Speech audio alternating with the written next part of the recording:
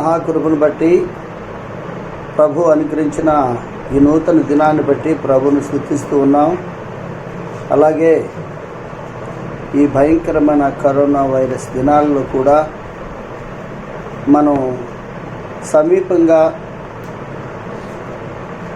స్థానిక సంఘంగా ఒక స్థలంలో కూడుకొని ప్రభువును ఆరాధించలేకపోయినా, ప్రభువును సేవించలేకపోయినా, ఈ విధంగా ఇలాంటి ఏర్పాట్ల ద్వారా దేవుని వాక్యాన్ని వినే కృప ప్రభువు మనకు అనుగ్రహించాడు. అందుని బట్టి ప్రభు స్తోత్రాలు. అందరికి కూడా ప్రభు యేసుక్రీస్తు వారి నామములో ప్రేమ వందనాలు. ఈ సాయంత్రం వేళ మనం దేవుని సన్నిధిలో ఉండగా మన ధ్యానం నిమిత్తమై మార్క్స్ వార్త 1వ అధ్యాయము 16, 17, 18 వచనాలు చదువుకొని, మరి ప్రభు శిష్యులు 12 మంది శిష్యుల్లో ఒకడైన అంద్రేయ జీవితంలో కొన్ని సత్యాలు మనం గమనించాలని నేను ప్రేరేపించబడుతున్నాను. మరి చదువుకుందాం. మార్క్స్ వార్త 1వ అధ్యాయము 16, 17, 18 వచనాలు. ఆయన గలిలయ సముద్ర తీరమున వెళ్ళుచుండగా సీమోను సహోదరుడు అంద్రేయు సముద్రములో వల వేయుట చూచెను. వారు జాలర్లు. యేసు, నా వెంబడి రండి, నేను మిమ్మల్ని మనుషులను పట్టు జాలరులుగా చేసేదనని వారితో చెప్పాను. వెంటనే వారు తమ వలలు విడిచి ఆయనను వెంబడించిరి. మనం చదువుకున్న లేఖన భాగమును మన ప్రియ ప్రభు దీవించినట్లుగా చిన్న ప్రార్థన చేద్దాం. దయచేసి అందరు కళ్ళు మూసుకుంటే చిన్న ప్రార్థన. దయగల మా ప్రియ ప్రభువా, మహిమా స్వరూపి, మీ పాదముల స్తోత్రములు చెల్లిస్తున్నాం. మమ్మల్ని ప్రేమించి అనుగ్రహించిన మంచి సమయాన్ని బట్టి మిమ్మల్ని స్తుతిస్తూ, మీరు అనుగ్రహించిన లేఖన భాగమును దీవించి మాతో నేరుగా సూటిగా మాట్లాడమని వాక్యమైన క్రీస్తు ప్రభు నామములో స్తుతించి వేడుకొనుచున్నాము తండ్రి. ఆమేన్. ప్రభునందు ప్రియమైన దేవుని పిల్లలారా, ఈ సాయంత్రం వేళ మనం ప్రభు సన్నిధిలో ఉండగా దైవ గ్రంథంలో నుండి మార్క్స్ వార్త 1వ అధ్యాయంలో 3 వచనాలు మనం చదువుకున్నాం. ఆ వచనాల ముందే మన ప్రియరక్షకుడు 30 ఏండ్లు ఇంటిలో ఉన్నాడు. 30 ఏండ్ల నిండా వచ్చినప్పుడు ఆయన యొర్దాను నది దగ్గరకు వచ్చి బాప్తిస్మం ఇచ్చి యోహాను ద్వారా బాప్తిస్మం పొంది, ఆ తర్వాత ఆయన 40 దినాలు అపవాది చేత శోధింపబడి, ఆ తర్వాత ఆయన తన పరిచర్య, తను ఏ పని నిమిత్తము ఈ లోకాన్ని పంపబడ్డాడు తండ్రి చేత, ఆ తండ్రి అప్పచెప్పిన పరిచర్య ప్రారంభం ఈ లేఖన భాగం మనం చదువుకున్నాం. ఆయన మనుషులు పిలిచేవాడుగా ఉన్నాడు. ఆయన దేవుడు, దేవుని కుమారుడు, ఆయన సర్వాంతర్యామి, సర్వజ్ఞుడు, సార్వభౌముడు, సర్వశక్తి గలవాడు. ఆయనకు అసాధ్యమే లేదు కానీ ఆయన చేసే ఏ పని కూడా తనంతట తాను చేయకుండా మనుషులమైన మనలను ఆయన ఉపయోగించుకునేవాడుగా ఉన్నాడు. ఆయన చేసే ప్రతి పనికి కూడా సాధనాలు కావాలి. ఆ సాధనాలు కొన్నిసార్లు వస్తువులుగా ఉన్నాయి, కొన్నిసార్లు ఏమో మరి సృష్టిలోని మరి జీవకోటిలో కొన్నిటిని ఆయన వాడుకున్నాడు. ఎక్కువగా మనుషులని ఆయన పోలికలో చేసి ఆయన తన ఊపిరి ఊది తను స్వహస్తాలతో చేసిన మానవుని తన మహిమగల పరిచర్యకు ఆయన వాడుకున్నట్లుగా మనం చూస్తాం. అలాగే మన ప్రియ ప్రభువు కూడా ఆయన సేవా పరిచర్యకి కొంతమంది శిష్యులను ఆయన ఏర్పరచుకునే క్రమంలో మనం ఇక్కడ ఏం గమనిస్తున్నామంటే, ఆయన సముద్ర తీరానికి వెళ్ళాడు. సముద్ర తీరంలో చేపలు పట్టుకునే వారిని చూచాడు. చేపలు పట్టుకునే వారిని చూచి, నా వెంబడి రండి, నేను మిమ్మల్ని మనుషులను పట్టు జాలరులుగా చేతును. Follow me, I will make you something, whatever it may be. That is not your business, I will make you something. అది ప్రభు పిలుపు. ఆయన ఏం చేయనై ఉన్నాడు, ఆయన ఎవరికేం చెప్పడు, నన్ను వెంబడించండి అన్నాడు అంతే. అదే విశ్వాసం. అలాగూ ఆయన పిలిచిన వారిలో ఒకడైన అంద్రేయ ఆ రోజు పిలువబడ్డాడు. అంద్రేయను ఆయన నేరుగా పేరు పెట్టి పిలిచాడు. మర్మంగానో మరొక రీతిగానో పిలవలేదు. ఆయన పేరు పెట్టి పిలిచాడు, నన్ను వెంబడించు అని పిలిస్తే అంద్రేయ వెంబడించినట్లుగా మనం చూస్తున్నాం. ఈ లోకంలో చాలామంది రకరకాల ఆహ్వానాలు ఇస్తూ ఉంటారు, రండి రండి రండి అని. మరి ప్రభువుని యేసుక్రీస్తు వారు ఇచ్చిన ఆహ్వానానికి, ఆయన పిలుపుకి, ఈ లోకంలో ఉన్న ఆహ్వానాలకి డిఫరెన్స్ మనం గమనించాలి. అన్ని ఆహ్వానాలు ఒకటి కాదు. ఆయన సర్వసృష్టికర్త, సర్వోన్నతుడు, ఆకాశ మహాకాశంలో పట్టజాలని వాడు. ఆయన ఆకాశమందుండే దేవుడు. ఆయన ఒక సందర్భంలో అన్నాడు మత్తయి సువార్తలో, భూమి నా పాదపీఠము, ఆకాశము నా సింహాసనం అన్నాడు. ఆయన సింహాసనం, భూమి, ఈ భూమండలం ఆయన పాదపీఠం. కాబట్టి ఆ ప్రియ ప్రభువు పిలుపు అనేది ఈ లోకంలో ఉన్న మనుషుల పిలుపు వంటి పిలుపు కాదు. మానవుల పిలుపుతోటి ఆయన పిలుపును మనం సాటి చేయలేం, సమానం చేయలేం. అలా చేయకూడదు. అలా చేయడమే పాపం. That is called sin. కాబట్టి దేవుని పిలుపు వేరు, మానవుని పిలుపు వేరు. దేవుని స్వరము వేరు, మానవుని స్వరము వేరు. మానవ స్వరములో పాపమున్నది, దేవుని స్వరములో పరిశుద్ధత ఉన్నది, ప్రత్యేకత ఉన్నది, పవిత్రత ఉన్నది. కాబట్టి ప్రియమైన దేవుని పిల్లలారా, ఆ పిలుపుని గురించి దైవ గ్రంథంలోనే పరిశుద్ధాత్ముడు ఏమని వ్రాయించాడంటే, అపోస్తలుడైన పౌలు హెబ్రీయులకు రాస్తూ ఆ పిలుపుని గురించి ఒక మాట అన్నాడు. 3వ అధ్యాయం 1వ వచనంలో, అది పరలోక సంబంధమైన పిలుపు, అది heavenly call, not earthly call. మన పిలుపులన్నీ మానవ సంబంధమైనవి, భూ సంబంధమైనవి, స్వార్థరహితమైనవి కాదు. స్వార్థపూరితమైన పిలుపులు మనవి. మనం పిలిచే ప్రతి పిలుపులో కూడా కొంత స్వార్థం అనేది ఉంటుంది మనకి. స్వార్థం లేని మానవుడు ఈ భూమండలం మీద ఒక్కడు కూడా లేడు. స్వార్థరహితుడు మన ప్రియ ప్రభు. కాబట్టి ఆయన పిలిచిన పిలుపు పరలోక సంబంధమైన పిలుపు అని పరిశుద్ధాత్ముడు చెప్తున్నాడు. అదే పరిశుద్ధాత్ముడు తిమోతికి రాస్తూ 2వ పత్రికలో 1వ అధ్యాయంలో 10వ వచనంలో ఏమన్నాడంటే, అది పరిశుద్ధమైన పిలుపు. వీటిలోనే మనకు అర్థమవుతుందండి, దేవుని పిలుపు పరిశుద్ధమైనది అని అన్నాడు అంటే మనుషుల పిలుపు ఎలాంటిది?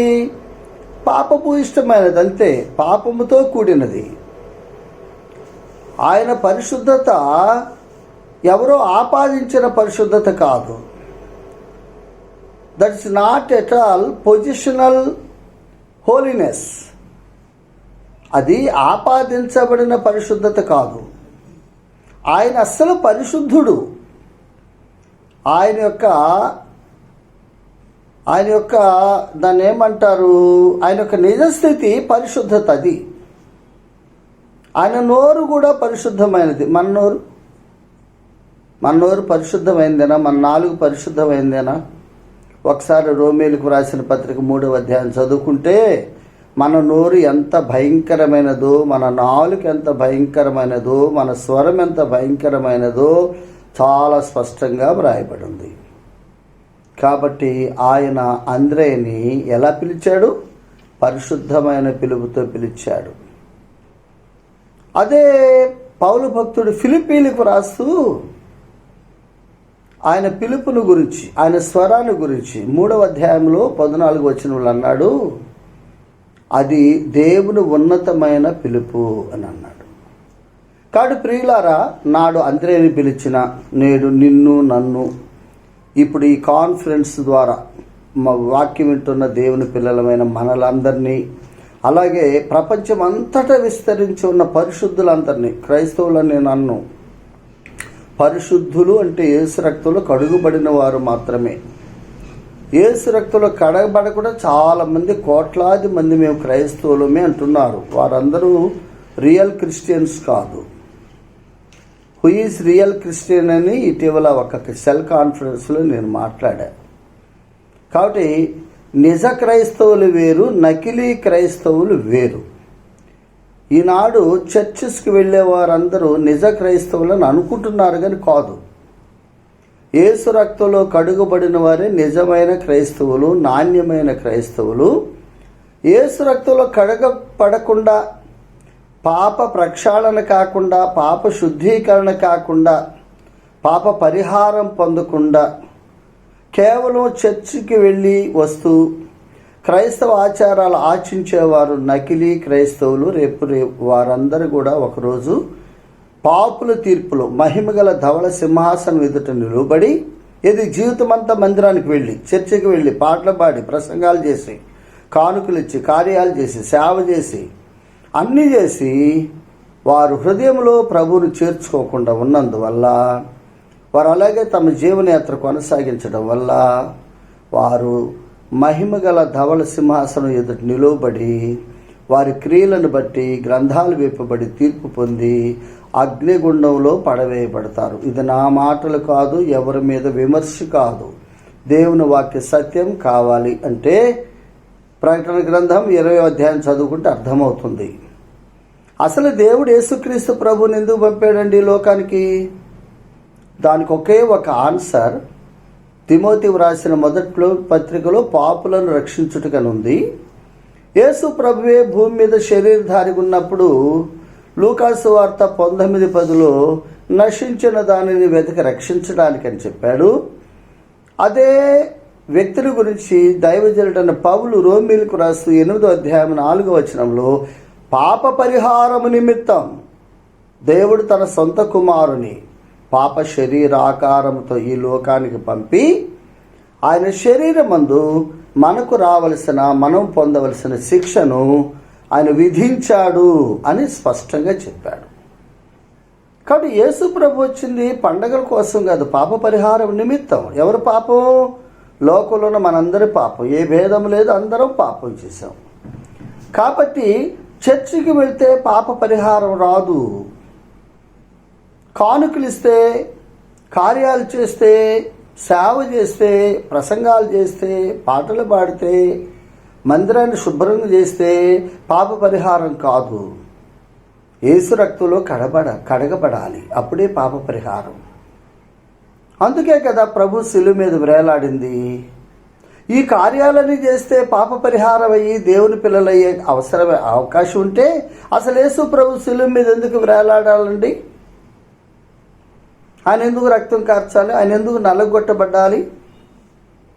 ఆయన మన పక్షంగా, మన కొరకు, మనము పరిమళ వాసనగా ఉండడానికి బలిగాను, అర్పణముగాను ఎందుకు తాను అప్పగించుకున్నాడు? ఈ సత్యం ఈనాడు చాలామంది క్రైస్తవులు ఎరగడం లేదు. కాబట్టి ప్రియమైన దేవుని పిల్లలారా, ఎవరు దేవుని పిల్లలు? చర్చికి వెళ్ళే వారందరూ దేవుని పిల్లలు కాదు, దేవుని పిల్లలు. అది మనం గమనించుదాం. కాబట్టి ఈ దేవుని ఉన్నతమైన పిలుపు, ఈ పరలోక సంబంధమైన పిలుపు, ఈ పరిశుద్ధమైన పిలుపు ఎవరికి అంటే నాడు అంద్రేయకి, నేడు యేసు రక్తంలో కడుగుబడిన మనకు మాత్రమే. ఇందులో ఇకే సందేహం లేదు.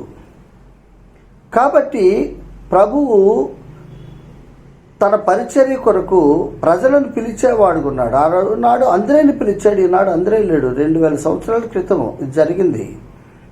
ఇప్పుడు మనం ఉన్నాం. నాడు కానీ నేడు కానీ ప్రభు మరి అటువంటి పిలుపుతో పిలిచాడు. ఎందుకు పిలిచాడు? ఏ ఉద్దేశంతో పిలిచాడు? అది కూడా మనం నేర్చుకోవాలి. పిలిచాడు అనుకుంటున్నావు కానీ అసలు ఎందుకు పిలిచాడో తెలియాలి కదా. ఇప్పుడు మనల్ని ఎవరైనా పిలిచారండి ఒక ఫంక్షన్కి, ఒక వెడ్డింగ్ ఫంక్షన్ మనల్ని పిలిచారు. వెడ్డింగ్ ఫంక్షన్కి ఎందుకు పిలుస్తారు?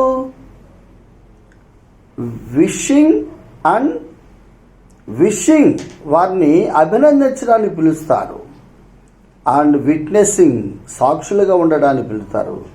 ఆ తర్వాత డిన్నర్ ఉంటుంది ఆటోమేటిక్గా ఫాలోయింగ్. ఆ విషింగ్ విట్నెసింగ్ లేకపోతే ఏం ప్రయోజనం? ఎందుకు వెళ్ళినట్టు మనం ఆ పెండ్లికి? అలాగే ప్రభు నిన్ను నన్ను ఎందుకు రక్షించాడు, ఎందుకు పిలిచాడు? యోహాను 8:44 ప్రకారంగా మనం అపవాది పిల్లలం కదా. ఈ అపవాది పిల్లలు యోహాను 1:12 ప్రకారంగా దేవుని పిల్లలు ఎలా అవుతున్నారు?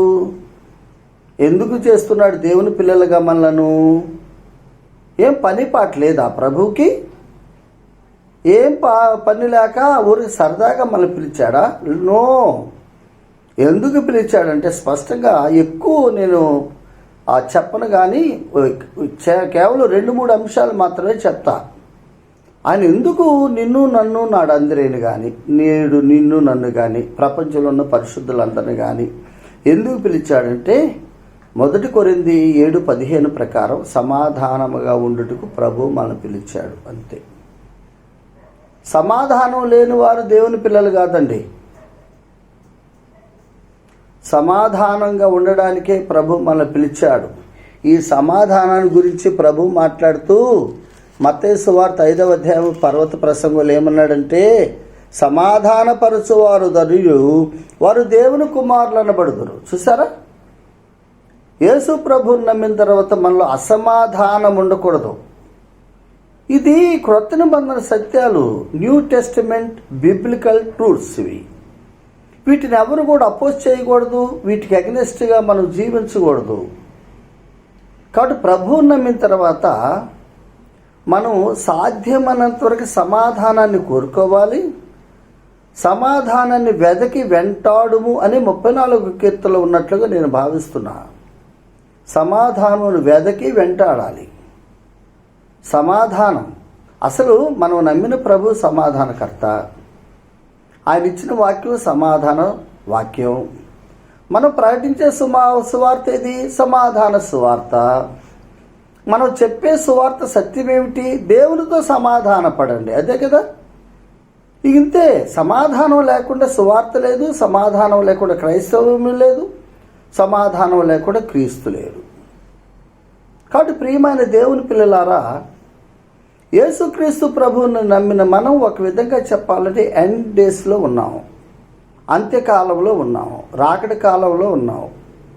ప్రభు రాకడ బహు సమీపంగా ఉంది. నీతిగల న్యాయాధిపతి వాకిట నిలిచి ఉన్నాడు అని లేఖనాల్లో మనం చూస్తున్నాం. ఏ క్షణమైన ఒక అడుగు లోనికి లోపలికి వచ్చేస్తాడు. కాబట్టి మనలో సమాధానం ఉందా? ఎందుకు యేసయ్యను నమ్ముకున్నామండి? ఒకసారి ఆలోచన చేయండి. ఎందుకు ప్రభు నిన్ను నన్ను పిలిచాడు? మనం మంచోళ్ళమనే? మనకంటే మంచోళ్ళు లోకంలో లేక మనమే మంచివాళ్ళమని ప్రభు నిన్ను నన్ను పిలిచాడా? చెప్పండి. ఆయన మనల్ని పిలిచింది సమాధానపరచడానికి, సమాధానముగా ఉండడానికి. అవతల వ్యక్తులు మనతో సమాధాన పడకపోయినా మనకి ఇబ్బంది లేదు, కానీ మనం సమాధానాన్ని కోరాలి. అది ప్రభు చెప్పేది. కొన్నిసార్లు మనం ఎంత సమాధానం కోరినా కొంతమంది వ్యక్తులతో వారు సమాధానం పడటానికి ఇష్టపడరు. ఎప్పుడైనా 2 చేతులు కలిస్తేనే కదా ఒక సౌండ్ వచ్చేది, శబ్దం వచ్చేది. ఒక చెయ్యి అంత చూపినా రాదు. కాబట్టి అవతల వ్యక్తి, ఆ వ్యక్తి యొక్క ప్రవర్తన, ఆ వ్యక్తి యొక్క ఉద్దేశము, ఆ వ్యక్తి యొక్క అభిప్రాయాలతో మన సంబంధం లేకుండా అవతల వ్యక్తి ఎటువంటి వ్యక్తి అయినా మనం సమాధాన పడడానికి ప్రయత్నించాలి. అవతల వ్యక్తి సమాధానానికి రాకపోతే ఆ వ్యక్తే దానికి బాధ్యుడవుతారు, స్త్రీ కానీ పురుషుడు కానీ. కాబట్టి యేసుక్రీస్తు ప్రభు ప్రపంచవ్యాప్తంగా హుబ్లీలు ఉన్న మిమ్మల్ని కానీ, చీరాలు ఉన్న మేము కానీ, ఆంధ్రప్రదేశ్లో ఉన్న పరిశుద్ధులు, వరల్డ్ వైడ్గా ఉన్న పరిశుద్ధులు అందరినీ పిలిచింది సమాధానముగా ఉండడానికి. ప్రియులారా, మనకు ఎవరితో శత్రుత్వం ఉండకూడదు. దేవుని పిల్లలకు శత్రువులు ఉండరు. ఎందుకంటే పర్వత ప్రసంగంలోనే మన ప్రియ ప్రభు చెప్పాడు, పరలోకమందున్న మీ దేవునికి మీరు కుమారులై ఉండునట్లు మీ శత్రువులను ప్రేమించుడి. That is conditional blessing. పరలోకమందున్న దేవునికి కుమారులై ఉండునట్లు, అది షరతు. మనం మన శత్రువులు ప్రేమించాలి. ఇంకా మన శత్రువులు లేరు కదా. కొంతమంది మనం వ్యతిరేకించేవారు ఉంటారు, కానీ మనకు శత్రువులు ఉండకూడదు. అది కాబట్టి ఎందుకు దేవుడు నాడు అందరేని కానీ నేడు మనల్ని కానీ పిలిచాడంటే సమాధానంగా ఉండడానికి, సమాధానం కోరుకోవడానికి, సమాధాన పరచడానికి. అది మనం గమనించాలి. నెంబర్ 2, మనం చూసినట్లయితే ప్రభు ఎందుకు పాపాత్ములమైన మనల్ని పిలిచాడంటే, తెస్సలోనికైలకు రాసిన మొదటి పత్రిక 4వ అధ్యాయం 7వ వచనం ప్రకారంగా పరిశుద్ధులగుటికే దేవుడు మనల్ని పిలిచాడు. యేసు ప్రభుని నమ్మి కూడా ఎంత చెడ్డ జీవితం జీవించకూడదండి. సాధ్యమైనంత వరకు ప్రభువు పోలికగా మార్చబడడానికి మనం ప్రయత్నం చేయాలి. 100% ఎవరు మార్చబడలేరు. ఎందుకంటే మనం ప్రభువు నమ్మిన పాప శరీరాలు ఉన్నాం. నమ్మక ముందు ఏ అవయవాలు ఉన్నాయో అదే అవయవాలు మనకున్నాయి.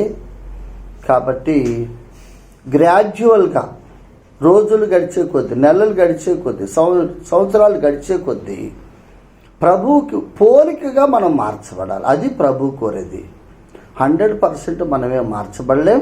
పర్సెంటేజ్ పెంచుకోవాలి. ఒకరోజు ప్రభు వస్తాడు కదా. ప్రభు వచ్చినప్పుడు ఆయన మన దీన శరీరాన్ని తన మహిమగల శరీరమునకు సమరూపముగా మారుస్తాడు. అప్పుడు 100% పరిశుద్ధత వస్తుంది. భూమి మీద ఉన్నంతకాలం 100% పరిశుద్ధత రాదు. అదే సమయంలో పరిశుద్ధతను మనం కోరుకోవాలి. అపరిశుద్ధతను మనం ద్వేషించాలి, దాన్ని నిరసించాలి. అపరిశుద్ధతను, అపవిత్రతను మనం తృణీకరించాలి. అందుకే దేవుడు ఎందుకు మిమ్మల్ని పిలిచాడు, ఎందుకు మనల్ని పిలిచాడంటే, పౌలు తనను కలుపుకొని తెస్సలోనికలో ఉన్న పరిశుద్ధులతో మాట్లాడుతూ, పరిశుద్ధులగుటికి దేవుడు మిమ్మల్ని పిలిచాడు, అలా మనలను పిలిచాడు. చూసారా? కాబట్టి నేనే మంచోడు కాదు, మీరు మంచోడు కాదు, ఎవరు మంచోడు కాదు భూమి మీద. కానీ ప్రభు పిలిచాడు. పరిశుద్ధతను మనం కోరుకున్నాం.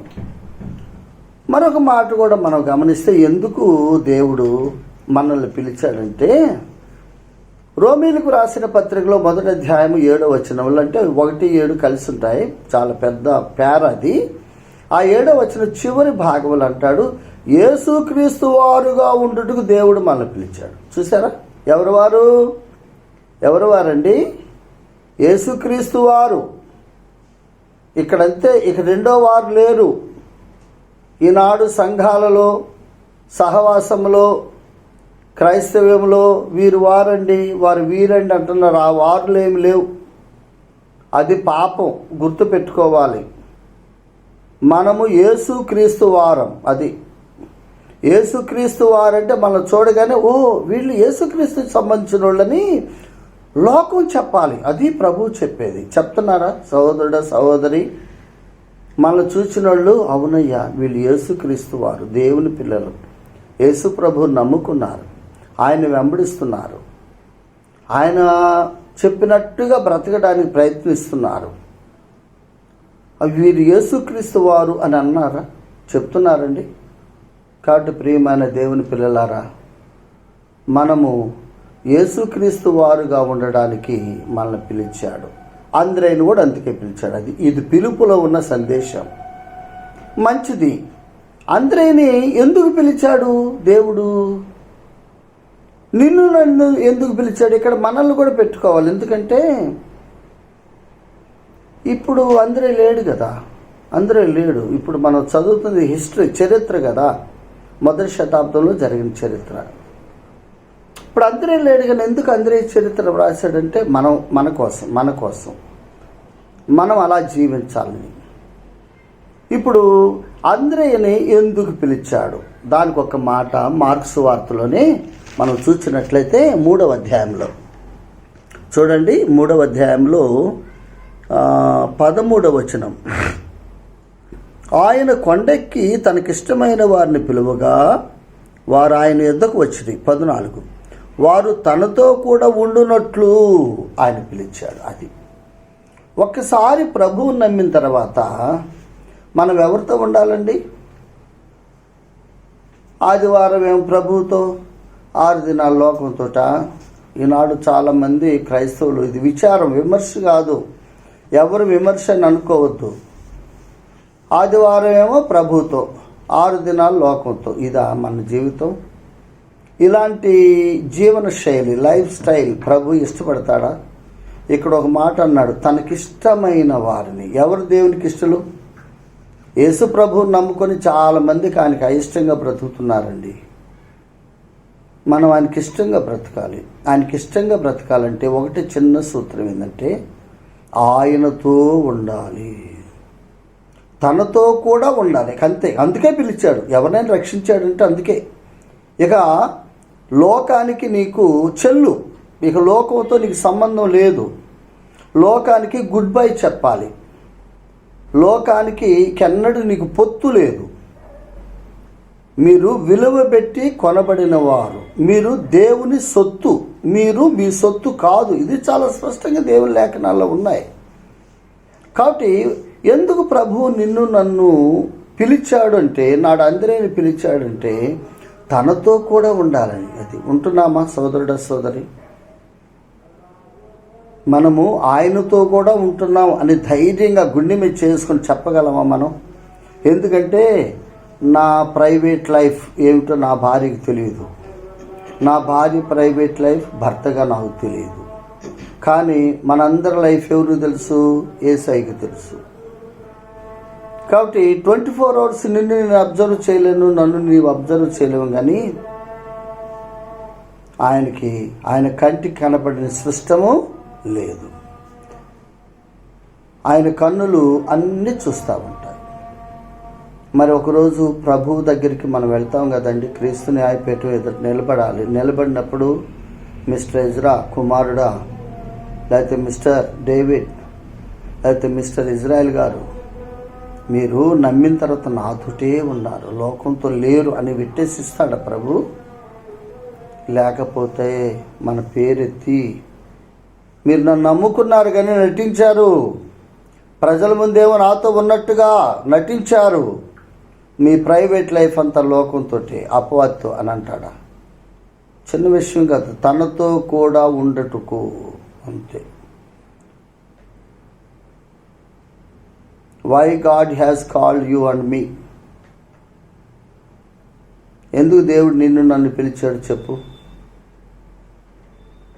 ఏదో సరదాగా బైబిల్ తీసుకొని నీ అమ్మ కొడుకులకి ఆదివారం వచ్చి సరదాగా వచ్చిపోయి లోకంలో మన ఇష్టం వచ్చినట్టు జీవించడానికి పిలిచాడండి? ఈనాడు చాలామంది విశ్వాసులు అనండి, ఎవరైనా అనండి, ఇది విమర్శ కాదని నేను మరలా చెప్తున్నా, చాలా సిల్లీగా చాలా ఈజీగా తీసుకుంటున్నారు విశ్వాస యాత్రని.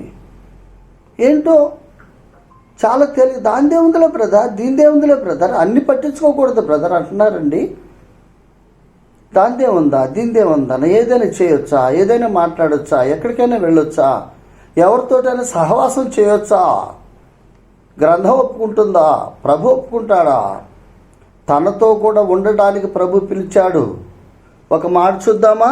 చూడండి, కొరింథీయులకు రాసిన మొదటి పత్రిక, అపోస్తలుడైన పౌలు కొరింథీయులకు రాసిన మొదటి పత్రికలో 1వ అధ్యాయం 9వ వచనం, మన ప్రభు అయిన యేసుక్రీస్తు అను తన కుమారుని సహవాసమునకు మిమ్మల్ని పిలిచిన దేవుడు నమ్మదగినవాడు. చూసారా, మనలను పిలిచిన దేవుడు ఎందుకు పిలిచాడు?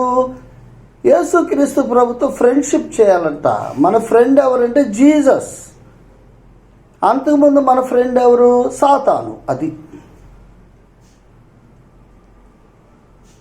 ఇప్పుడు ప్రభు ఎందుకు పిలిచాడు? ఆయన కుమారుని సహవాసమునకు. అయ్యా చెప్పగలమా మనం? నేను యేసు ప్రభుని నమ్మిన తర్వాత ఇంత మట్టుకు నేను లోకంతో సహవాసం చేయాలంటే లోకులు ఎవరితో పలకొద్దనే? లోకులు అసలు స్నేహితులు వద్దనే? లోకంతో అసలు మాట్లాడొద్దని బైబిల్ చెప్పిందా? అలా చెప్పలేదండి. లోకంతో కాదు, లోకంతో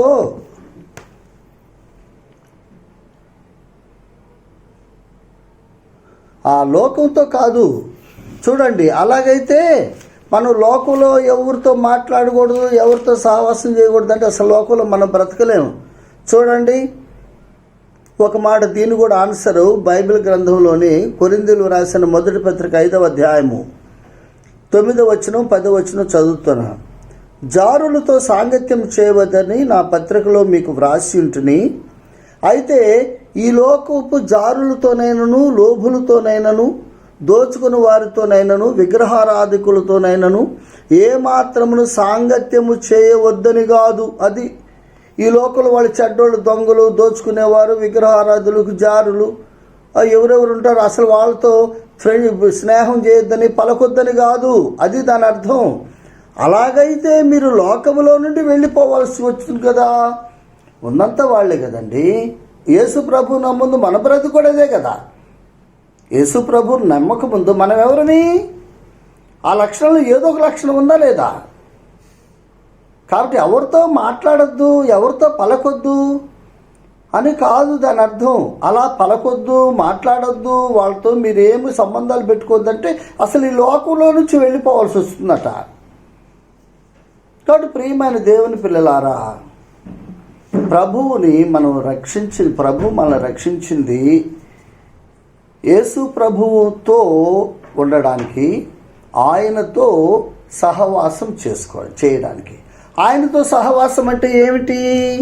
ఒక మాట అపోస్తలుల కార్యగ్రంథం చూద్దాం. అపోస్తలుల కార్యములు 11వ అధ్యాయంలో చూసినట్లయితే 11వ అధ్యాయంలో బర్నబా అంత్యోక్య సంఘానికి వెళ్ళి అక్కడ విశ్వాసులను చూచి అంటాడు 23వ వచనంలో, అతడు వచ్చి దేవుని కృపను చూచి సంతోషించి ప్రభువును స్థిర హృదయంతో హత్తుకొనవలెను. అది ఆయనతో ఉండటం అంటే హత్తుకొనుట. ఇక వాళ్ళిద్దరి మధ్య నో గ్యాప్ అన్నమాట. గ్యాప్ ఉండదు. యేసు ప్రభును గట్టిగా మనం కౌగిలించుకోవాలి, ఆయన హత్తుకోవాలి. ప్రభువుకి మనకి మధ్యలో ఎటువంటి గ్యాప్ ఉండకూడదు. అది అటువంటి జీవితం మనం కలిగి ఉండాలి. అటువంటి వారిని గురించి ఒకరోజు మనం ఒక స్టేట్మెంట్, ఒక మంచి విట్నెస్ మనం పొందుకోగలం. అదేమిటంటే తిమోతికి రాసిన 2వ పత్రిక 2వ అధ్యాయం 19లో ప్రభువు తన వారిని ఎరుగును. అది యేసు ప్రభు నమ్మిన వారు కూడా తనవారు ఉన్నారు, తనవారు కానివారంటే వాళ్ళే అగ్నిగుండానికి వెళ్ళరు. మరలా అలా అనుకున్నారు. యేసు రక్తంలో కడుగబడిన తర్వాత అది నిత్య రక్షణ, నిత్య జీవం, అది ఎటర్నల్ లైఫ్. కాబట్టి రక్షించబడిన వ్యక్తి తిరిగి నరకానికి వెళ్తాడని చెప్పడానికి లేదు, గ్రంథం ఒప్పుకోదు. కానీ అతడు బహుమానాలు కోల్పోతాడు, సిగ్గుపడతాడు.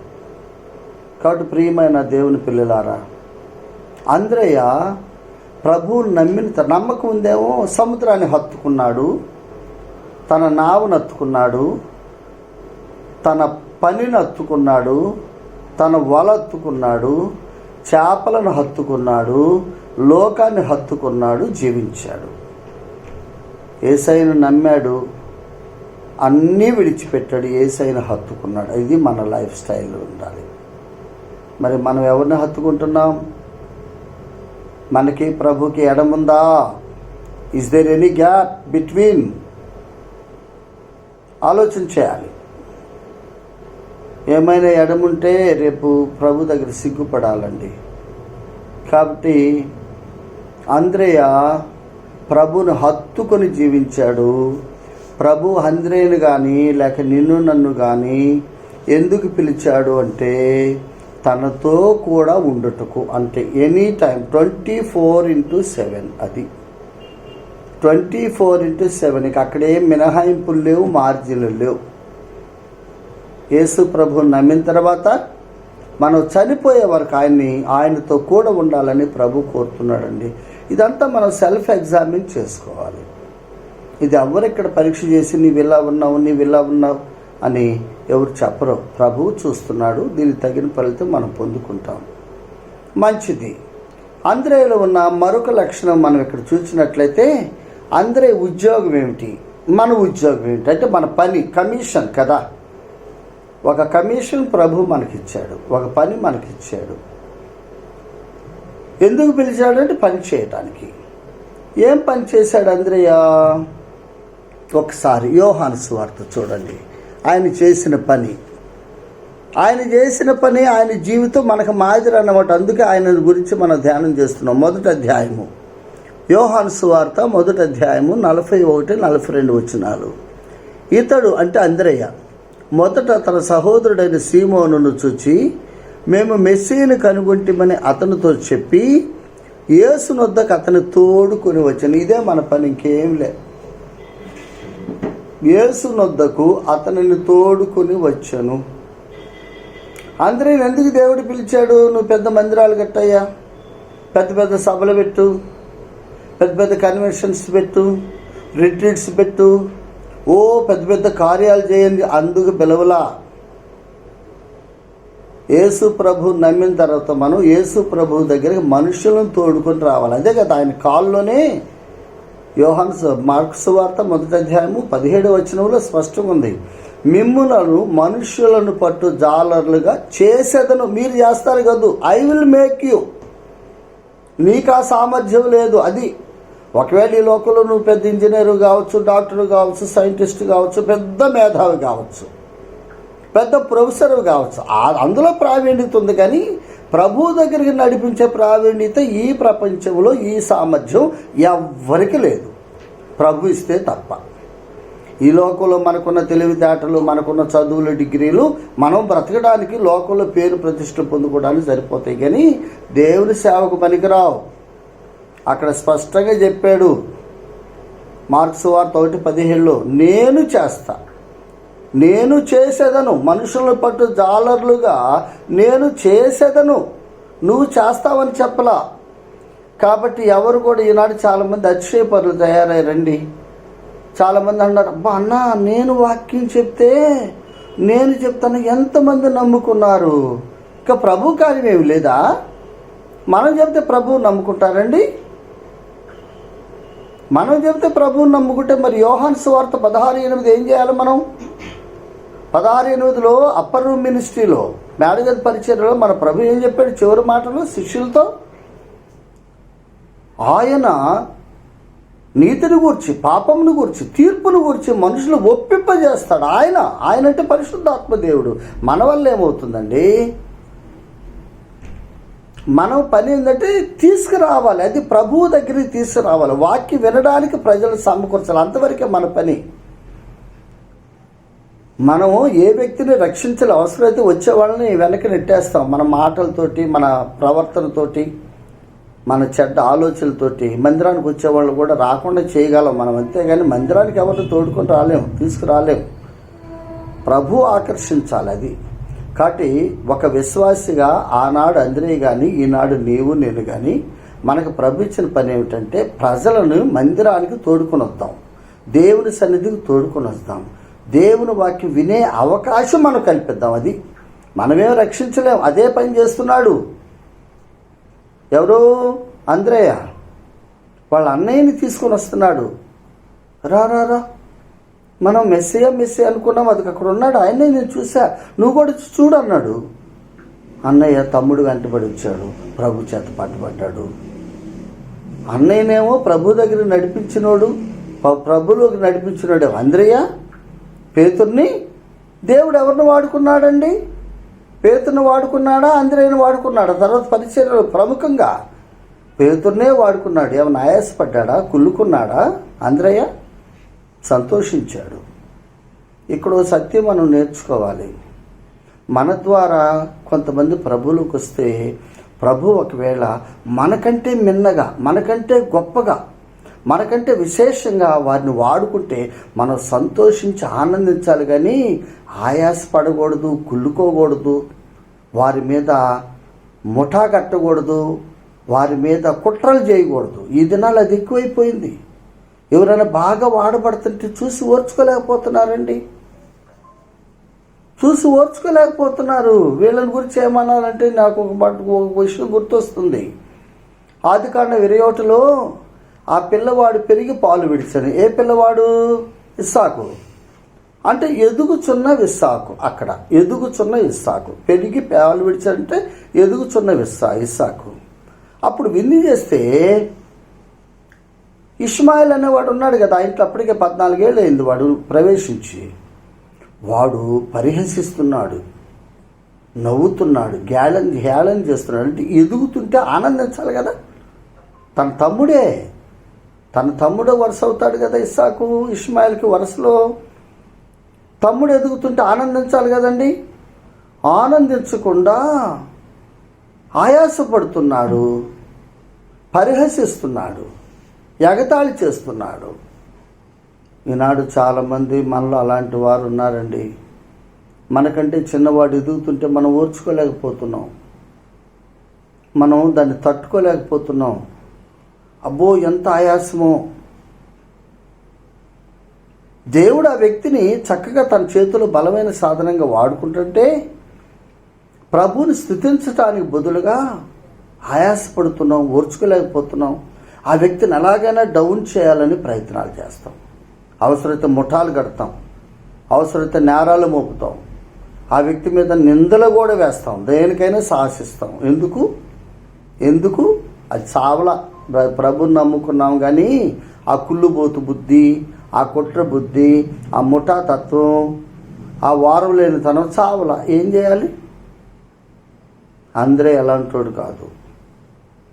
అందరే పని ఏంటంటే ఒక వ్యక్తినైనా ప్రభు దగ్గరికి తెస్తా, నా ప్రభు దగ్గరికి తెస్తా. రక్షించేవాడు ప్రభు. అన్నయ్యను తోడుకొని ఇచ్చాడు. ఆయన తన శిష్యుడిగా చేసి తన చేతిలో బలమైన సాధనంగా వాడుకుంది. అందరైనా యేసు ప్రభువా? యేసు ప్రభు వాడుకున్నాడు పేతుర్ని. అదే అందరే తేకపోతే పేతురు పరిస్థితి ఏమిటి? పేతురు చరిత్ర మనకు ఉండేదా బైబిల్లో? కాబట్టి ప్రియమైన దేవుని పిల్లలారా, మన బాధ్యత. అందరే చెప్తున్నాడు, యేసు ప్రభు నన్ను పిలిచాడు, నేను ఆయన నమ్ముకున్నాను, నేను ఆయన కొరకు మనుషులను తీసుకొని వస్తా. వాడుకునేది ప్రభు పని, అది ఆయన పని. అదే మనం చూస్తాం. రోమీయులకు రాసిన పత్రిక 10వ అధ్యాయంలో 17వ వచనంలో వినుట వలన విశ్వాసము కలుగును అని ఉంది. వాక్యం వినుట చేతనే కదా విశ్వాసం కలిగేది. అసలు వినాలంటే వాక్యం వినబడే స్థలానికి రావాలి కదా. ఇంట్లో ఉంటే వినలేరు కదా. ఈ పేతురు ఇంట్లో ఉన్నాడు. అందరూ ఏం చేశాడు? యేసు ప్రభు ఉన్న ఇంటిని తీసుకుని వచ్చాడు. అలా తీసుకురాకుండా ఇంట్లోనే ఉంటే పేతురు యేసు ప్రభు శిష్యుడు అయ్యేవాడా? కాబట్టి మనము ప్రజలు దేవుని వాక్యం వినే అవకాశం మనం కల్పిద్దాం. అది మన బాధ్యతకి. రెండో పని వద్దు. దానికోసం ఎంతైనా ఖర్చు పెడదాం, మన సొంత డబ్బులు ఖర్చు పెడదాం, మన సొంత పనులు మానుకుందాం. ఏమండి, సువార్తలు చూస్తే ఒక పక్షవాయు గలవాడు పడి ఉన్నాడు. యేసు ప్రభు అది కపెర్నహూము అనుకుంటా ఒక ఇంట్లో ఉన్నాడు. 4 వ్యక్తులు ఏం చేశారు? వాడు ఎప్పటి నుంచో పక్షవాయు పడి ఉన్నాడు. 4 వ్యక్తులు ఏం చేశారంటే, వాడు మంచం మీద ఉన్నాడు, వాళ్ళకి భార్య పిల్లలు లేరా? 4 వ్యక్తులకి పని పాటలు లేవా? అవన్నీ ప్రక్కన పెట్టి మంచం మీద అతను మోసుకొచ్చారు. మోసుకొచ్చి లోనికి వెళ్దామంటే తలుపు దగ్గర కూడా మనుషులు ఉన్నారు. ఇల్లు ఎక్కి పెంకులు విప్పి పైన సందు చేసి పైనుంచి కింద దించారట. చూసారా? ఆ వ్యక్తికి స్వస్థత దొరికింది.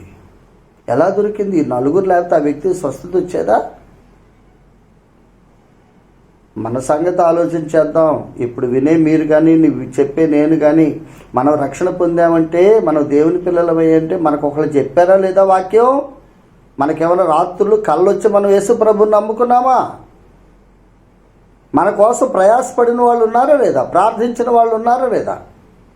మన కొరకు సమయాన్ని ఖర్చు పెట్టి రా, ప్రార్థనకు రా, మందిరానికి రా, వాక్యం విని అని వాళ్ళ సొంత పనులు మానుకుని చెప్పిన వాళ్ళు చెప్పబట్టే కదా ఈరోజు నీవు నేను దేవుని పిల్లలమయ్యాం.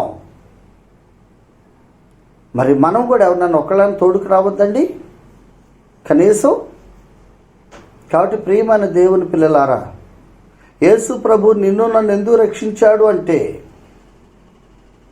ఊరికి సరదాగా చేతులు ఊపుకుంటూ ఆదివారాలు నియామకుడిగా వచ్చిపోవడానికి కాదు. At least each one catch one, అంతే. ఒక్కడనన్నా ప్రభు దగ్గర నడిపించాలండి. అది లేకపోతే ఎందుకండి? ఎందుకు మన సంఘాలు ఇలాగే ఉంటున్నాయి? సంవత్సరాల తరబడి ఆ నంబరు ఇంక్రీజ్ కావటం అవసరమైతే డిక్రీజ్ అవుతుంది. ఎందుకు? ఈ బాధ్యత ఎవరికి లేదు. అది న్యాయం కాదు. అసలు దావీదు భక్తుడు తన అనుభవాన్ని ఒక మాట అన్నాడండి. చూడండి, 42వ కీర్తనలో చూస్తే, కీర్తన గ్రంథం 42వ కీర్తనలో చూసినట్లయితే అన్నాడు, 4వ వచనంలో 2వ భాగం, నేను దేవుని మందిరమునకు వారిని నడిపించిన సంగతిని జ్ఞాపకము చేసుకొనగా నా ప్రాణము నాలో కరిగిపోవచ్చున్నది. How great experience! ఎంత గొప్ప అనుభవం! ఈ మాట మనం చెప్పగలమా? నేను వారిని దేవుని మందిరమునకు నడిపించే సంగతి అన్నాడు. వారినట్టు ఎంతమందో, కనీసం నీవు నేను ఆమెను లేక అతనిని దేవుని నడిపించిన సంగతి అని చెప్పగలవా? కనీసం మన లైఫ్ టైంలో ఒక్క వ్యక్తినన్నా ప్రభు దగ్గర నడిపిస్తున్నామండి? చెప్పండి. ఎందుకు మన విశ్వాస యాత్ర? ఎవరి కోసం? మన వల్ల మన యజమానికి లాభం ఏంటి? మనం కూడా ఎక్కడో పని చేసుకొని బ్రతుకుతున్నాం కదా, ఆఫీసులో కానీ, ఫ్యాక్టరీస్లో కానీ, పొలంలో కానీ. ఆ కంపెనీ, మనం ఒక ఐటీ కంపెనీలో వర్క్ చేస్తున్నాం. ఐటీ కంపెనీకి మన ద్వారా బెనిఫిట్ లేకపోతే అతను ఉంచుకుంటాడా? ఒక పొలానికి వెళ్తున్నాం, ఆ పొలం యజమాని మనల్ని పెట్టుకున్నాడు పని చేయడానికి, మన వల్ల ఏం ప్రయోజనం లేదనుకో, ఉంచుకుంటాడమ్మా? ఉంచుకుంటాడయ్యా? చెప్పండి. మన వల్ల ప్రయోజనం ఉండాలి కదా. మరి ప్రభువు తన ప్రాణాన్ని అర్పించి నన్ను రక్షించాడు కదా. మన వల్ల ఆయనకేంటి బెనిఫిట్? ఒక్క వ్యక్తిని అన్నా తీసుకురావాలి, అది బెనిఫిట్, అంతే. నేను ఇన్ని పనులు చేశానండి, నేను మందిరాలు కట్టించా, నేను సేవకులు డబ్బులు ఇచ్చా, నేను సేవ చేసి ఎవడికి కావాలి సేవ? ఇవన్నీ ఒక్క వ్యక్తి అయినా నీ ద్వారా నా ద్వారా యేసు ప్రభు దగ్గరికి వస్తే అది ప్రభువుకి బెనిఫిట్, అది మనకు లాభం. అర్థమైందా? దావీదు అన్నాడు, నేను వారిని నడిపించే దేవుని మందిరానికి. చూసారా, వారంటే ఎంతమందో. వారు అనేది వద్దులే మన లైఫ్లో, కనీసం ఒక్క వ్యక్తినన్నా నడిపిద్దామండి. అంద్రే నడిపించాడు. అది అంద్రే చూసారా, ప్రభువు నమ్మిన తర్వాత అంద్రే అన్నాడు, నేను యేసయ్యని నమ్ముకున్నా, నాకంటే పెద్దోడు. మామూలుగా మన పల్లెటూరు భాషలో చెప్పాలంటే వాడు ఎంగిల్ పాలు నేను తాగా, అంతే కదా. మా అమ్మ దగ్గర వాడు తాగాడు ముందు పాలు, తర్వాత నేను తాగా. మా అన్న నరకానికను, నేను పరలోకానిక? నో, మా అన్న కూడా నాతో పరలోకానికి రావాలని ముందు అన్నయ్యను నడిపించాడు. అది ఇక్కడ మనం నేర్చుకోవాల్సిన సత్యం. మన ఇంటి వారిని ముందు మనం నడిపిద్దాం మందిరానికి. మన ఇళ్లలో చాలామంది నమ్మినోళ్ళు ఉన్నారుగా. మన ఇళ్లలో అందరు నమ్మినోళ్ళు కాదు కదండి. మరి ఎవరినైనా నడిపించామో మనం? ప్రియులారా, ఇది చాలా సీరియస్ మ్యాటర్, ఏదో సిల్లిగా తీసుకోవద్దు. ఇది చాలా తీవ్రమైన విషయం. ప్రభు రాబోతున్నాడు. ప్రభు వచ్చినప్పుడు నేను 40 ఏళ్ళ సీనియర్ అండి, నేను 50 ఏళ్ళు అంది నమ్ముకుంటే అది కుదరదు. నువ్వెంత పని చేసావు? ఎవరన్నా ఒక్కళ్ళని నడిపించావా ప్రభు దగ్గరికి అని అడిగితే 0, 0, పెద్ద గుండు 0 కనపడితే ఏం లాభం? అందుకు ఆ ప్రభు నన్ను రక్షించింది. చెప్పండి.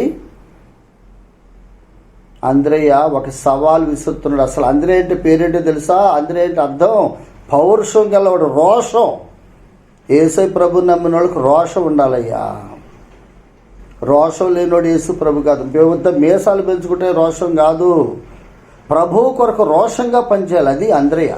ఆ పేరులోనే రోషం కలిగిన వాడు. అవును, నేను యేసయ్యని నమ్ముకుంటా, ఒక్కరినైనా ప్రభు దగ్గర నడిపిస్తానే ఒక రోషంతో పనిచేస్తున్నాడు. ఈ రోషం మనకుందా? మనం ఎవరినైనా ఒక్కళ్ళనైనా ప్రభు దగ్గర నడిపిస్తున్నామో చెప్పండి. చాలా ముఖ్యమైన అంశం ఇది. ఎవరు నేను పదే ఒక మాట చెప్తున్నా, విమర్శ కానే కాదు. నేను అసలు విమర్శ చేయను. ఉన్న యథార్థాలు చెప్తే కొన్నిసార్లు విమర్శగా వినపడుతాయి, అంతే. యథార్థం కాదా? అవునా కాదా? చెప్పండి నేను చెప్పేది. కాబట్టి అంద్రయ్య ఒక లక్షణం, ఒక చక్కని లక్షణం ఏంటంటే, అంద్రయ్య పని ప్రజలను ప్రభువు దగ్గర నడిపిస్తాడు, ప్రభు రక్షిస్తాడు. అది రక్షించే శక్తి అంద్రయ్యకి లేదు, నీకు నాకు లేదు, కానీ నడిపించగలం కదా. అవసరమైతే సహాయం చేద్దాం. ఒక పూర్ ఫ్యామిలీ ఉంది, మనకు తెలిసిన వాళ్ళు. ఆ పూర్ ఫ్యామిలీ చాలా అవసరాలు ఉంటాయి, మనకు తెలుసు. వారు మనకు పరిచయస్తులు. ఇద్దాం సహాయంగా. దేవుని సొమ్మే కదండి మన జేబులో ఉండేది. వాళ్ళ అక్కరల్లో మనం పాలు పొందుదాం, వాళ్ళ అవసరాల్లో మనం పాలు పొందుదాం, చేయి చాపుదాం, వాళ్ళని ప్రేమిద్దాం. అయ్యా అమ్మ రండి వాక్యం వినండి మందిరానికంటే వస్తారు. కనీసం అభిమానంతో మనం సహాయం చేసామన్న అభిమానంతో మందిరానికి వస్తారు. వాక్యం వింటే వాక్యం వాళ్ళని పట్టుకుంటుంది తెలుసా. అవసరమైతే మన సొమ్ము ఖర్చు పెట్టాలి. ఓసారి ఫాక్స్ దొర గారు అన్నాడు ఒక వ్యక్తిని గురించి, ఒక విశ్వాసుని గురించి, వీడు బాప్తిసం పొందాడు కానీ వీడి జేబుకు బాప్తిసం రాలేదన్నాడు. అది రూపాయి ఖర్చు పెట్టాడు. లోబి. దేవుని పనికి లోబులు పనికిరారయ్యా.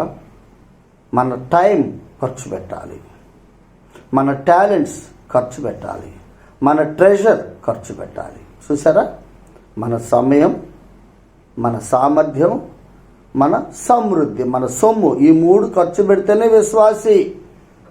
ఈ 3 నా సొంతానికి వాడుకుంటా, నా భార్య పిల్లలకి వాడుకుంటా, నా కోసమే వాడుకుంటానంటే నువ్వేం విశ్వాసివి, నేనే విశ్వాసిని. అందరే అలాంటి వాడు కాదు, అది గమనించాలి. ఓకే, సరే, మంచిది. అంద్రయ ఇటువంటి వాడు. యేసు ప్రభువు నమ్మిన వాళ్ళు ఎలా ఉండాలి అది కూడా మనం నేర్చుకోవాలి. ఒకసారి యోహాను సువార్తకు రండి. యోహాను సువార్త 6వ అధ్యాయంలో మనకు తెలిసిన విషయాలే జ్ఞాపకం చేసుకుంటున్నాం. యోహాను సువార్త 6వ అధ్యాయంలో కొన్ని వేల మంది ఆకలితో ఉన్నారు. ఈ శిష్యులు అన్నారు వాళ్ళని ఇళ్ళకి పంపించేసేయ్యా, వాళ్ళు ఆకలితో ఉన్నారని అన్నారు. ప్రభు అన్నాడు, నో, వాళ్ళని ఇళ్ళకి పంపను, మీరే వారికి భోజనం పెట్టమన్నాడు. దానికి ఏదేదో సాకులు చెప్తున్నారు సహోదరులు. ఎవరెవరు? ఫిలిప్ ఏదో సాకు చెప్పాడు, ఇవన్నీ చెప్తున్నారు. ఫిలిప్పు ఇలాగూ ఎట్లా చెప్తున్నారు. అప్పుడు ఆ శిష్యుల్లో అంద్రేయ కూడా ఉన్నాడు. అంద్రేయతో ప్రభు చెప్పలా. అంద్రేయ ఇవన్నీ విన్నాడు. ఓకే, నా ప్రభుకి ఒక ఆశ ఉంది, ఈ ప్రజలు భోజనం పెట్టాలని.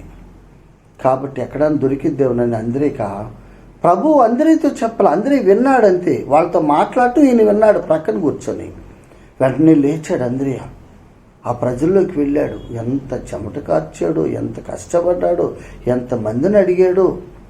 ఎంతమంది దగ్గర భోజనం ప్యాకెట్స్ ఉంటాయి, కొంతమంది తెచ్చుకుంటారు కదా.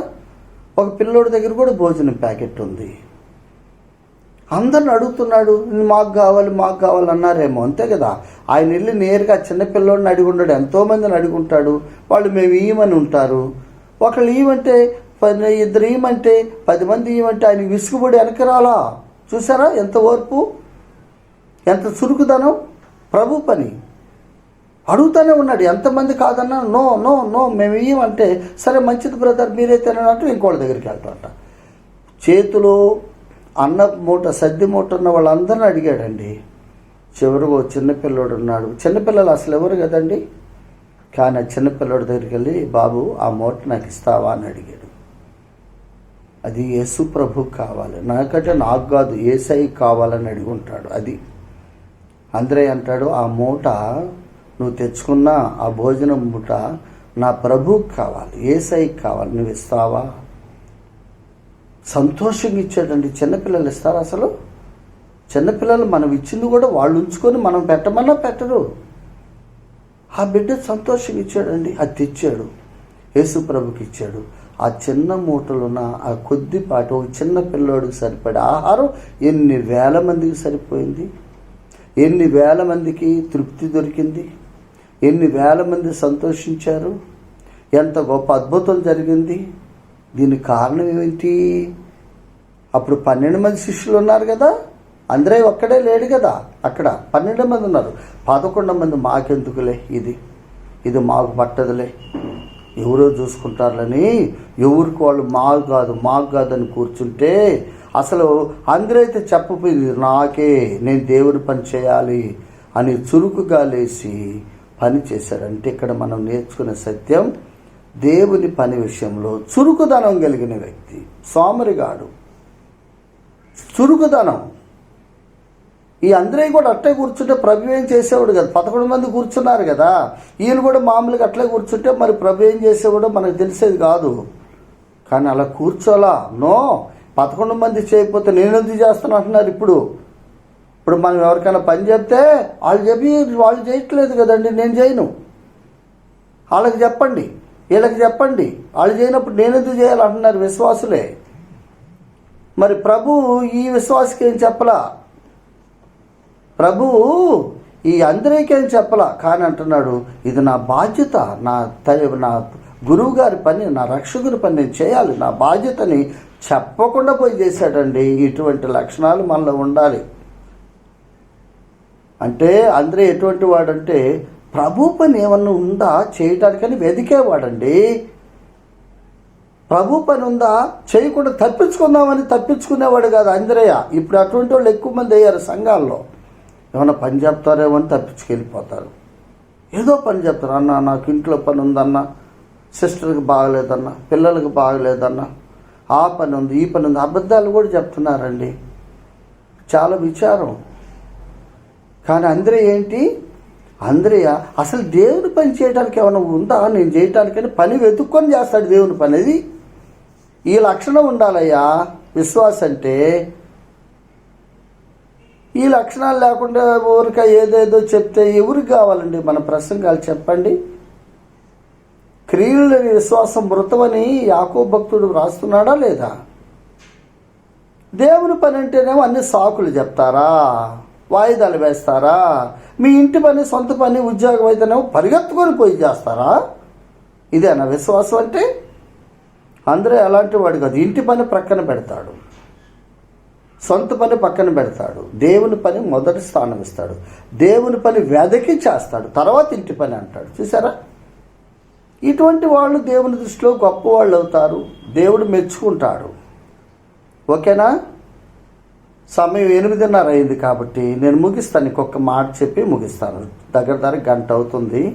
ఇలా చెప్పుకుంటూ పోతే అంతసేపు అయినా చెప్పచ్చు.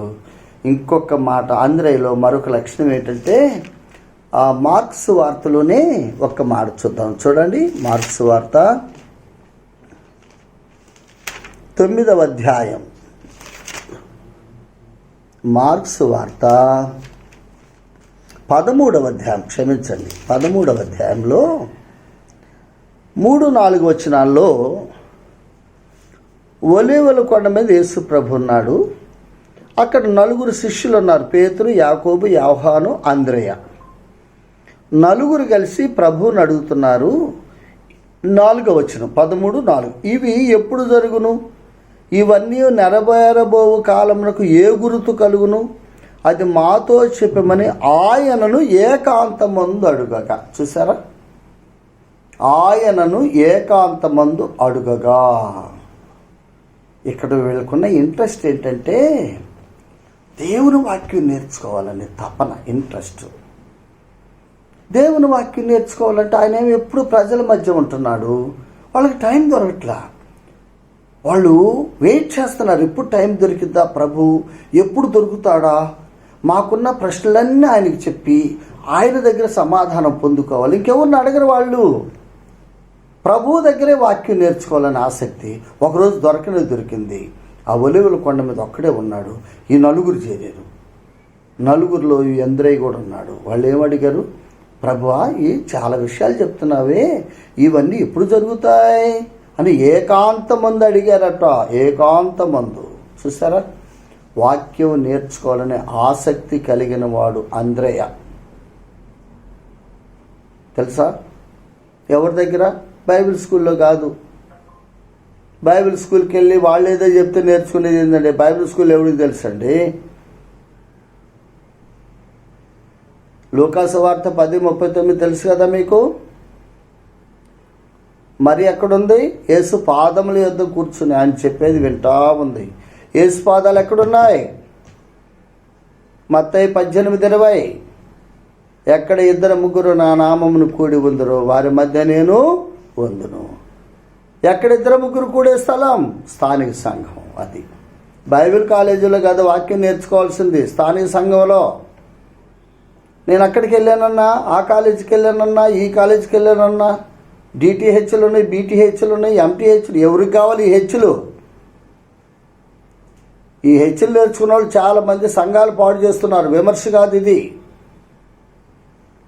సంఘంలో నేర్చుకుంటే సంఘం అంటే ఏమిటి, సంఘంలో విషయాలు ఏమిటి, సంఘంలో ఎలా కష్టపడాలి, ఎన్ని కష్టాలున్నాయి, ఎన్ని శ్రమలున్నాయి, ఎన్ని నిందలున్నాయి, ఎన్ని ఇబ్బందులున్నాయి, ఎన్ని ఇరుకులున్నాయి, ఎన్ని బాధలు ఉన్నాయి మనకు తెలిసిద్ది. సంఘం అంటే బైబిల్ కాలేజీలో ఉందండి. టక్ చేసుకుని వెళ్ళి టైం ప్రకారం వెళ్ళి క్లాసులు కూర్చొని లెక్చర్లు విని టైం ప్రకారం టీ, టైం ప్రకారం టిఫిన్, టైం ప్రకారం భోజనం, టైం ప్రకారం ఆకలి, టైం ప్రకారం ఆటలు, టైం ప్రకారం నిద్ర. అక్కడ నేర్చుకొని వచ్చి సంఘాలు వస్తే సంఘం నువ్వు చేయలేవు. సంఘంలో వాక్యం నేర్చుకోవాలి. దేవుని సన్నిధిలో యేసు పాదాల దగ్గర నేర్చుకోవాలి. సంఘంలో వాక్యం నేర్చుకోవాలి. యేసయ్య దగ్గర వాక్యం నేర్చుకోవాలి. బైబిల్ కాలేజీలో యేసు ప్రభు ఉండడు. నేను మళ్ళీ ఖచ్చితంగా చెప్తున్నా, 100% చెప్తున్నా. బైబిల్ కాలేజీలో బైబిల్ కాలేజ్ టీచర్స్ ఉంటారు. యేసు ప్రభు ఉండేది సంఘంలో. సంఘానికి వెలుపల ఎక్కడ ఉండడండి యేసు ప్రభు. మీరు ఏమని అనుకోండి, ఇది నిర్వివాదాంశం. యేసు ప్రభు ఎక్కడుంటాడు? ఆయన తన్నోడితో చెప్పాడు 18 సంఘంలో ఉంటా. ఆయన వచ్చింది సంఘం కోసం, ప్రాణం పెట్టింది సంఘం కోసం, మనుషులు రక్షిస్తుంది సంఘం కోసం. ఇప్పుడు సంఘం కోలోనే ఆయన ఉంటాడు. రేపు సంఘం కోసమే రాబోతున్నాడు. తెలుసా? బైబిల్ కాలేజీ కోసం రాడు. నేను బైబిల్ కాలేజీలు తప్పని అంటున్నా, పోయి నేర్చుకోండి, ఏం తప్పులేదు. కానీ నేర్చుకోవాల్సింది సంఘంలో. అది సంఘంలో అనుభవం లేకుండా ఎక్కడెక్కడో చదివి వచ్చి మేము ఇక్కడ సంఘాలు పరిపాలన చేస్తాం, సంఘంలో పెత్తనం చేస్తాం, సంఘంలో మేము పెద్దలకు ఉంటాం అంటున్నారు. వాళ్ళే సంఘాలు పాడు చేసేది. నేను ఖచ్చితంగా చెప్తాను, ఎవరెవని అనుకోండి, ఐ డోంట్ కేర్. సంఘంలో అనుభవం లేనోడు సంఘంలో పెద్దగా పనికిరాడు. సంఘంలో ఎదగాలి, సంఘంలో నలగాలి, సంఘంలో నేర్చుకోవాలి, సంఘంలో కలిసి పనిచేయాలి, సంఘాన్ని గౌరవించాలి, సంఘాన్ని మన్నన చేయాలి, సంఘాన్ని హెచ్చించాలి, సంఘం కొరకు ప్రయాసపడాలి. అలాంటి వాడి సంఘంలో నాయకుడిగా పనికొస్తాడు. సంఘానికి వేరు ఎక్కడెక్కడో మేము ఆ కాలేజీలో చదివాం, ఈ కాలేజీలో చదివాం, మీ సంఘంలో మేము సేవకులు ఉంటాం, మీ సంఘంలో మేము పెద్దలు ఉంటాం అంటే no, that is not biblical truth. గుర్తుపెట్టుకోవాలి. కాబట్టి ప్రియులారా, వాక్యం నేర్చుకోవాలని ఆశ. వాక్యం నేర్చుకోండి అయ్యా. ఇప్పుడు మేము వాక్యం చెప్తున్నామంటే మేమేం పెద్ద ప్రవీణులమా? మీ ముందు మేమేం చదువు పనికిరామో తెలుసా? ఈ వాక్యం వినేవాళ్ళు చాలా పెద్ద పెద్ద మేధావులు, గొప్ప గొప్ప చదువుకున్నవాళ్ళు. మాకేం చదువు ఉంది? మేము నేర్చుకున్నాం.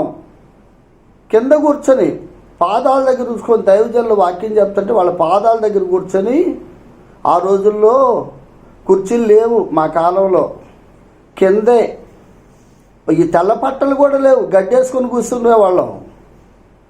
సరైన అన్నం కూడా ఉండేది కాదు. ఇప్పుడున్న వసతులు ఏమి లేవు మా కాలంలో.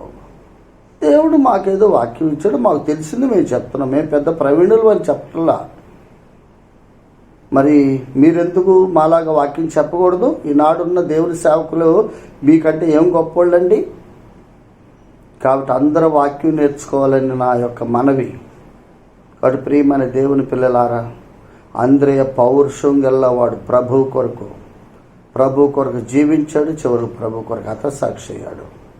మనం కూడా ఈ చివరి దినాల్లో అంద్రేయ వలె జీవించి ప్రభుని సేవించి మహింపరచడానికి పరిశుద్ధాత్ముడు సహాయం చేయనుగాక. చిన్న మాట ప్రార్థన చేస్తాను. దయగల తండ్రి, కృపామయుడా, మీ పాదముల స్తోత్రములు. మీరు అందించిన మాటలు మా భక్తి జీవితానికి విశేషంగా ఉపయోగపడటానికి కృప చూపమని మీ కుమారుడు మా రక్షకుడు యేసు ప్రభు నామములో వేడుకొనుచున్నాము తండ్రి. ఆమేన్. అందరికీ వందనాలు.